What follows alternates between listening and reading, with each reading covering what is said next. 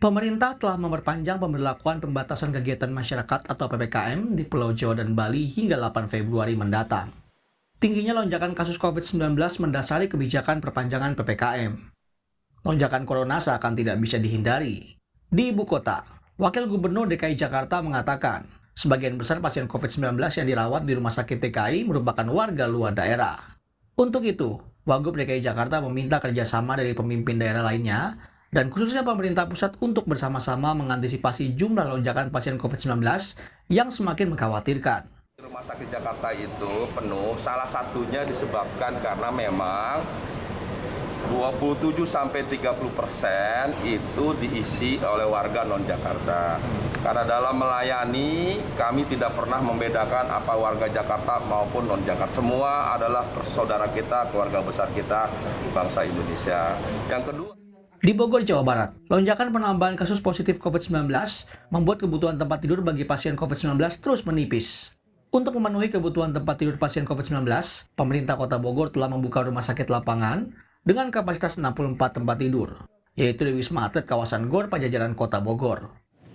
Dinkes RSUD untuk menyusun skenario simulasi suasana atau situasi terburuk. Kalau lonjakan terus meningkat tajam, kebutuhan kita atas tempat tidur, paskes dan naskes seperti apa? Akhir tahun data menunjukkan bahwa lonjakan terus terjadi. Karena itu di akhir tahun kami memutuskan untuk segera membangun rumah sakit lapangan. Di sisi lain, pelaku usaha pusat perbelanjaan dan restoran mengaku beban mereka bertambah sejak diberlakukannya penerapan pembatasan kegiatan masyarakat pada 11 Januari lalu yang kemudian diperpanjang. Pengelola mal dan restoran yang tergabung dalam asosiasi berharap pengetatan operasional bagi para pelaku usaha dapat bersifat selektif. Karena ini dampaknya kalau begini kita akan lakukan nanti layoff lagi kepada karyawan lagi yang kena, yang tidak tidak masuk lagi, sehingga lebih banyak yang tutup gitu, daripada mempertahankan 25%. Saya kira itu kondisinya, jadi permohonan kita agar tidak diperpanjang.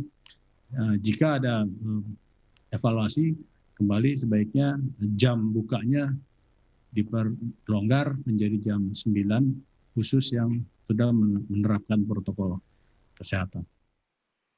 Di tengah penambahan kasus COVID-19 yang terus melonjak, pemerintah optimis program vaksin COVID-19 yang telah berjalan dapat menjadi pemulih pandemi serta pemulihan ekonomi nasional di tahun 2021.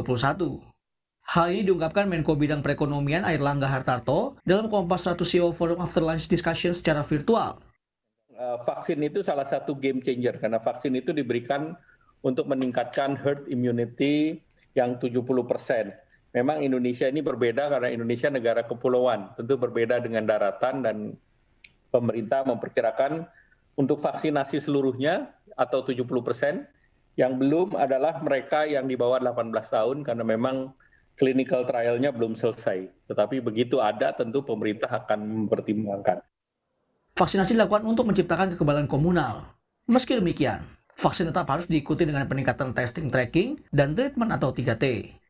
Harapannya, vaksin COVID-19 yang tengah berjalan dapat mendorong pemulihan pandemi dan pemulihan ekonomi di tahun 2021. Tim Liputan Kompas TV.